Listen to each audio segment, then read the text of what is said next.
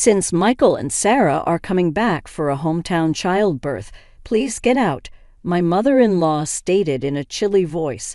The return of her eldest son and his wife was scheduled in 3 days.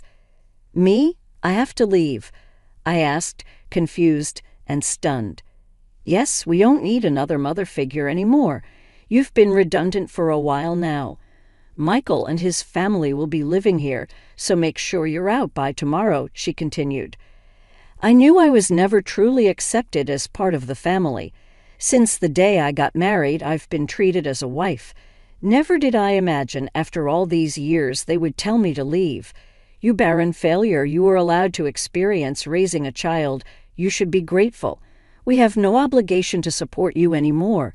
It seems like Simon is tired of you too. I gulped down my saliva. If it's not just a conspiracy between my mother-in-law and Michael, then I don't need to stand in ceremony with my husband anymore, I thought. What happens to this house now is none of my concern. May they face the reality they have ignored squarely. Personally, I'm Anna Thompson, 45 years old, living with my husband and mother-in-law in a popular area close to the station. The access to the city center is superb. When we were house hunting, my husband, Simon, who had just been promoted to a managerial position, was particularly picky. The rent was steep, but the space and number of rooms made it worth the stretch. My husband, Simon, 8 years my senior, a divorcee I met through a friend's introduction. I was comforted by the enveloping kindness unique to an older man. After 2 years of dating, we decided to get married. Even when I told him about my infertility due to past illness, my husband's affection did not waver. Likewise, my feelings remained unchanged when I learned of the circumstances he carried. My husband had a son named Michael from his previous marriage, I reminisced. I'm truly sorry to ask you, who have never been married before, to live with my parents and son. I won't make you suffer in any other way. I'll make sure you're happy. That was the promise he made to me. To prevent me from feeling suffocated, my husband suggested moving to a spacious apartment where I could have my own room. Michael is turning 10 this year, and with my mom around, he won't need much care. You don't have to push yourself, my husband reassured me. After his divorce, my husband had been getting help with child care from his parents at their home. A few years later, Simon's father passed away in an accident, and it seems his mother took over as Michael's caretaker. From the first meeting, Michael wouldn't even make eye contact with me. I thought it might be his shy nature and that he was approaching a difficult age, so I didn't worry about it. As long as they accepted me as a member of the household, I was content. My mother-in-law was a quiet and refined person. When I visited to formally introduce myself after our engagement, she treated me with such politeness that I thought we would get along fine living together. I'll continue to prepare the meals as I have been. Simon comes home late, so it's okay if we eat at different times, right, Anna? I'll leave the cleaning and laundry to you. All right, let's work well together after getting married. I switched from being a full-time employee at the pharmacy to a full-time part-timer because of the division of household chores. I started work a bit later in the morning, so I wouldn't get home until nearly 8:00 p.m., but dinner was always ready when I arrived. This was one thing that made me feel good about living together. My mother-in-law and Michael usually had dinner before I got home, so I was always eating alone. Even after getting married, I sometimes felt a sense of, is this it? But I came to accept that this was our family style. However, from the beginning, my mother-in-law never really liked me and didn't consider me part of the family at all. Michael, the school's activity day is before summer, right? When is it? We're all going to see you, I asked. Sometime after getting married, I tried to break the ice with Michael, who still hadn't warmed up to me. No, as Michael faltered, my mother-in-law interjected. We'll go there, just Simon and me, Anna. You don't need to worry about it. I misunderstood her words, thinking she was just being considerate. I can get the day off work. Let's all go together, I suggested. You don't need that. "You're Simon's wife, and Mick's family has always been just Simon and me," she replied. I was lightly, no, quite shocked when I brought it up with my husband at night. He said, "Mom's been clinging to Michael. She probably thinks you're trying to take him away. I'll talk to her eventually." I began to join as a mother at the activity day, but Michael and I rarely spent any time together outside of school events. Sometimes I could tell Michael wanted to say something, but my mother-in-law always cut in between us. I later found out that she had been bad-mouthing me to Michael. Anna said she could be happy with Simon if Michael weren't around. She's a terrible person. Dad must be deceived by her, too. If a boy in his formative years hears such things, it wouldn't be strange for him to distrust me. It was a sickening story, but at that time, I hadn't imagined that my mother-in-law could do such a thing. After graduating high school, Michael immediately moved in with his girlfriend and left home. As soon as he started college, a year after he started working, he married her without a ceremony. Once Michael moved out, my mother-in-law surprisingly stopped doing housework altogether. Instead, it seemed that picking on me had become her sole entertainment. She stopped cooking, which she used to do before, and now just sits at the dining table waiting for me to come home. Without a moment to sit down, I would stand in the kitchen and prepare dinner. "You're really inefficient. At this rate, it'll take you all night," she criticized. I was never good at cooking, partly because I had always relied on my mother-in-law to prepare the meals. Whenever I did manage to cook, she would taste each dish and invariably complain. "This tastes awful." "I'm sorry, I'm trying my best." "You're astonishingly tone-deaf when it comes to flavors, Anna." "It's a good thing Michael never had to eat this. How terrible." If she thought so, she might as well make it herself, but it seemed she just wanted to complain to me. Not just about the meals, but she started nitpicking everything from the cleaning I never used to do to the laundry. "Why are there so many wrinkles on the laundry? You have to vacuum every nook and cranny. You really can't do anything right. Didn't your family teach you anything?" With that, my mother-in-law sighed while looking at me. Being belittled even about my family, I clenched my fists in frustration. "I don't know how you won over Simon, but I can't see much charm in you as a woman," she concluded with the same line. "If you hadn't come, Michael would have never left."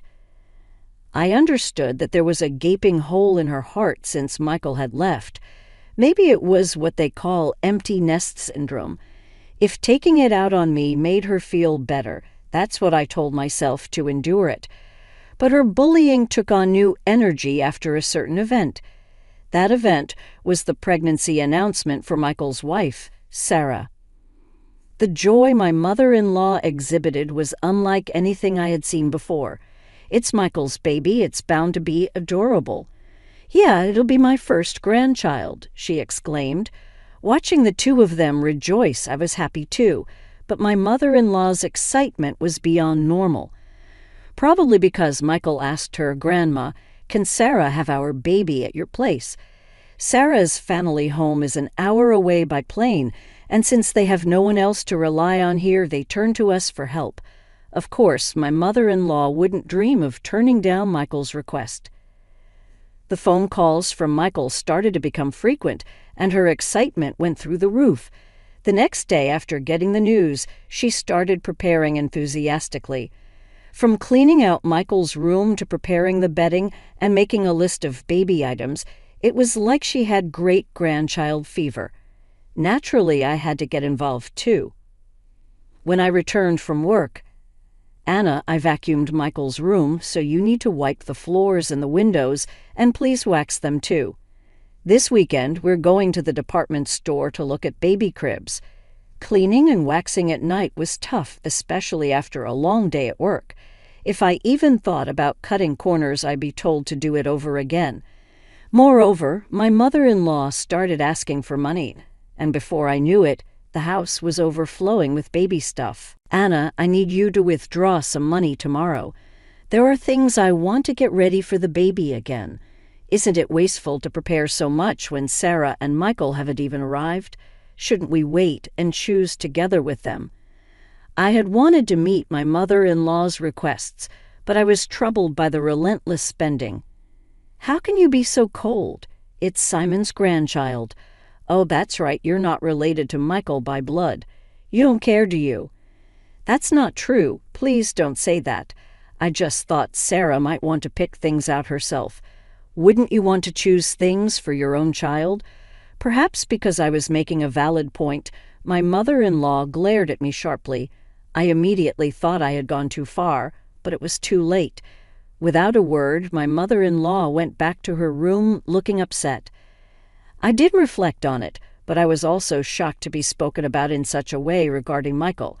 The next morning, my mother-in-law didn't come out of her room, perhaps still angry.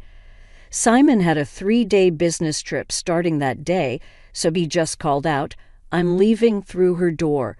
"Please don't throw cold water on Mom's great-grandchild fever. She hasn't been the same since Michael left. You were worried too, right?"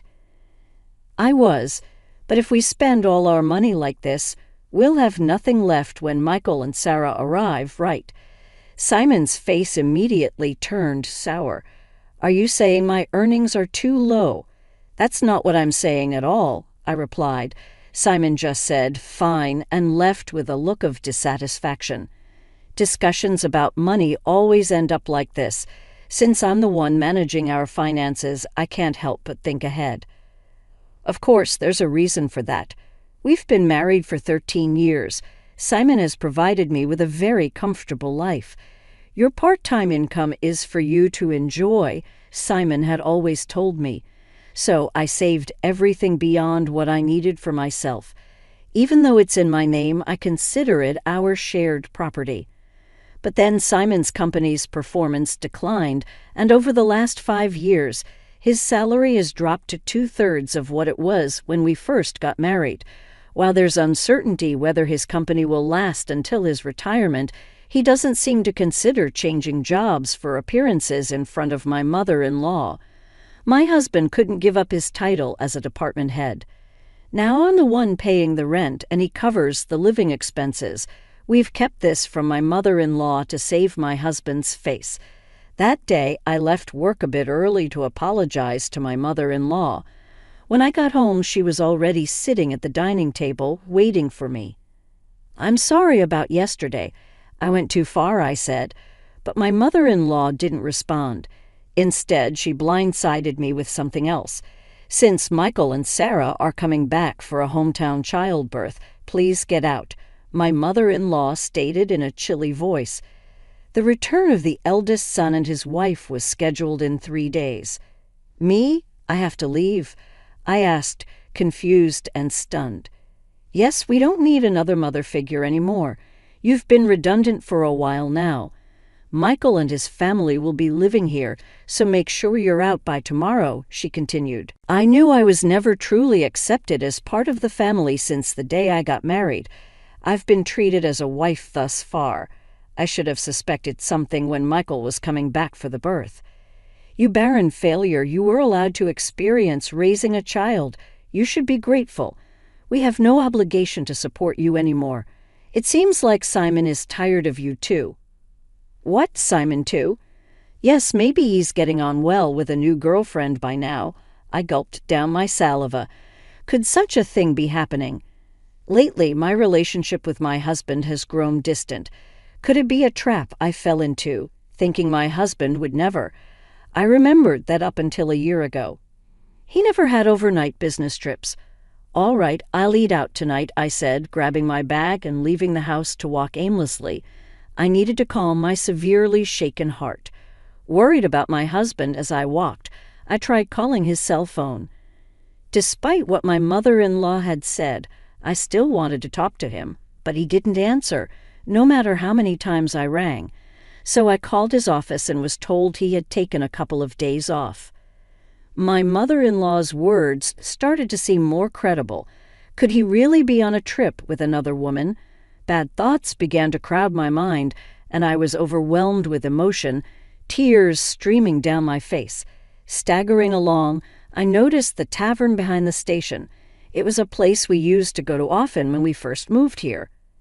"It's still here," I thought as I went inside. "Welcome," the tavern owner said. His expression clouded for a moment when he saw me, then he nodded slightly in recognition. "Hey, long time no see. It's been about 8 years. I used to come here a lot with my husband. Yes, it's been a while. I remember you." I couldn't help but smile, feeling a sense of relief wash over me. "Can I get a beer and a mixed plate of grilled chicken, please?" "Sure," the owner replied. He was always a man of few words, and that hadn't changed. I took out my cell phone and the screensaver lit up. It was a photo of us when Michael turned 18, looking sharp in the slim suit we had picked out together. I really wanted us to be closer as a family. As I looked on, a waitress brought over the beer and grilled chicken. The cold beer washed down my throat, and it felt like it took the day's fatigue with it. Could I really move out tomorrow?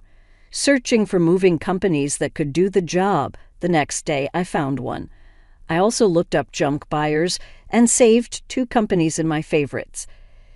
Changing the screensaver on my phone seemed to clear my head completely. The beer and the grilled chicken tasted exceptional. I decided to think about everything once I got home. As I started walking away from the tavern, I was called from behind. A young waitress from the tavern was running towards me. "Excuse me, are you Mrs. Thompson?" she asked. I couldn't help but notice the screensaver on your phone. Yes, that's me," I responded, wondering if there really were such things as divine interventions. "Your husband, he's having an affair with one of our employees," she said. Her youthful sense of justice was apparent. So that was the look on the owner's face. My husband was still coming to the tavern, involved with a long-time part-time female worker. When there aren't many customers, they talk the whole time and leave together after closing. They're always all over each other. It's really gross. I couldn't help but give a small smile at her frankness. We exchanged contact information. "I'll let you know if anything happens," she said, which felt reassuring to me, who had no allies. My mother-in-law's words were true. Maybe because my head had cleared instead of sadness, I felt a raging anger within me. Might as well go all out and finish this. I booked an appointment with one of the moving companies I had saved earlier. If it wasn't just a conspiracy between my mother-in-law and Michael, then I suppose I no longer need to honor my husband. I thought it foolish to be driven out, but it was my mother-in-law who had sparked this. Whatever becomes of this house now is not my concern. When I got home, I packed my belongings until midnight without hesitation. The moving company I had booked for exactly 2:00 p.m. arrived on time. "As you asked, I'm moving out today. The movers are coming, so I'll take everything I bought with me. I wish you could erase even the trace that you were here," I said. As she wished, I cleared out all the furniture and appliances, everything I had paid for with my part-time job money.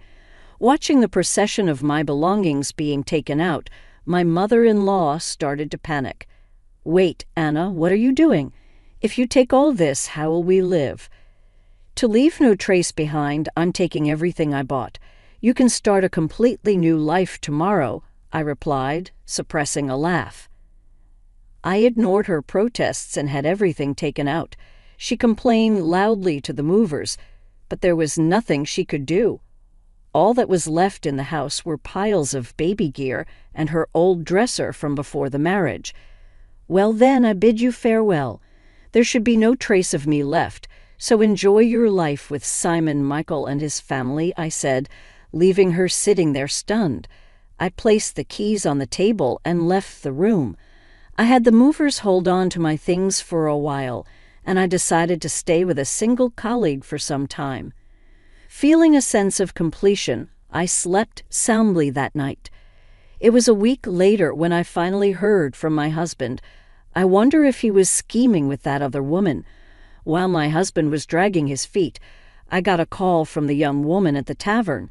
"Got a good shot, so I'll send it to you," she said. In it, there was my husband chatting up a not-so-young woman at the place. Maybe out of a sense of justice, the young woman must have followed them after they closed. There was also a photo attached of the two entering a hotel. Even in such times, the cheating continues, I thought, and any last bit of affection I had for my husband dissipated. I asked for the woman's name and to have her address looked up. The next day, after I had all the evidence of the affair, my husband called. "Anna, where are you at? Michael and his family are here too. Aren't you going to come home soon?" "No, I'm not coming back. Your mom told me to leave. I'm done here. Michael and his family are going to live with you now, right?" I knew it. Michael and his family were out of money and looking to crash at our place. I heard that after graduating from a vocational school, they've been hopping from job to job, and now they're working part-time. "No, I want you back, Anna. I went to the pharmacy and they said you're off for a bit. Got a place to crash?" "Yeah, I'm fine. So don't worry about me. Your mom and Michael didn't like me, right? I reckon they're happy to have the place to themselves without me around." My snide comment left my husband speechless. He knew his mother and Michael never accepted me as family, but pretended not to see it. "Well, all right. I have something to say, so I'll come back there once," he said, his voice relieved. And then, days later, I went back to the house for the first time in a long while. There were some new pieces of furniture and appliances inside.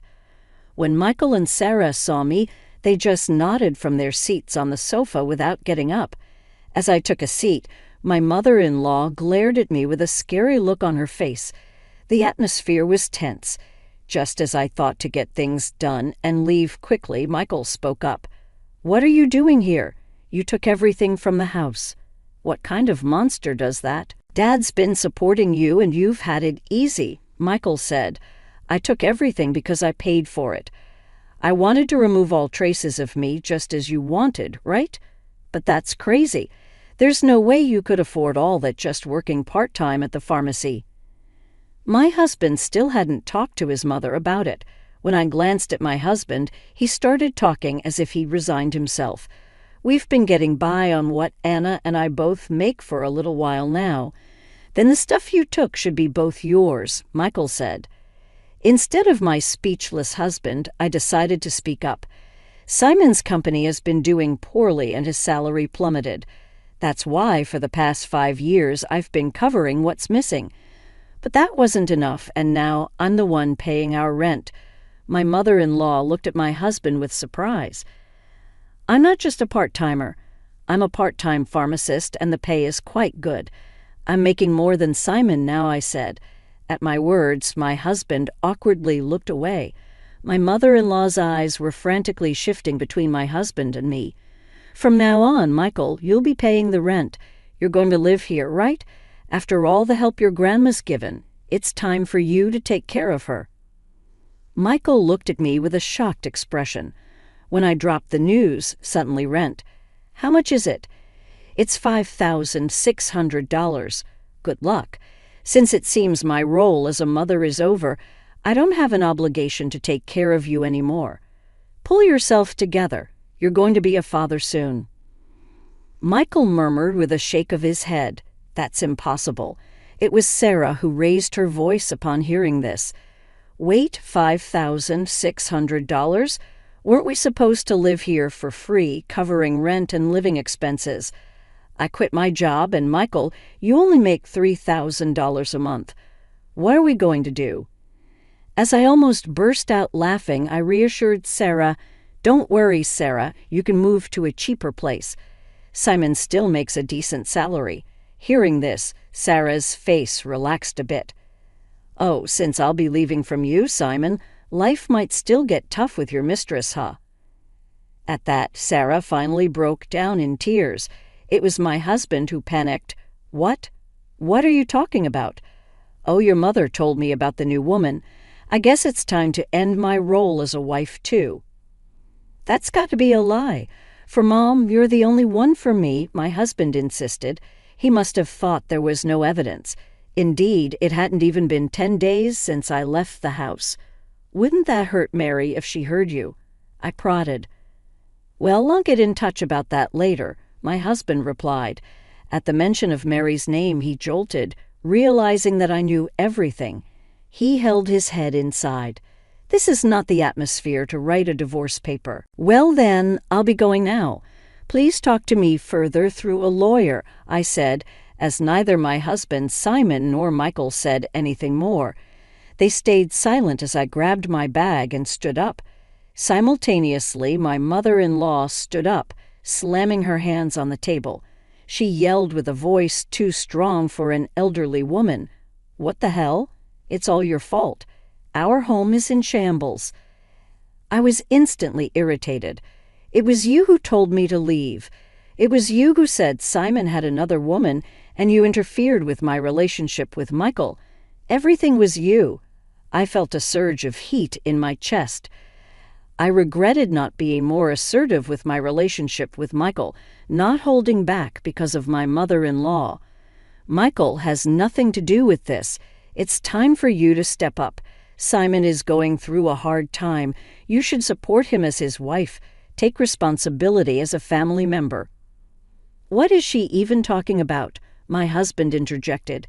If she hadn't called Michael back home, if she hadn't hinted at Simon's affair, I would still happily support Simon and this home. I always believed in and supported Simon. I don't need any roles anymore. There's no going back.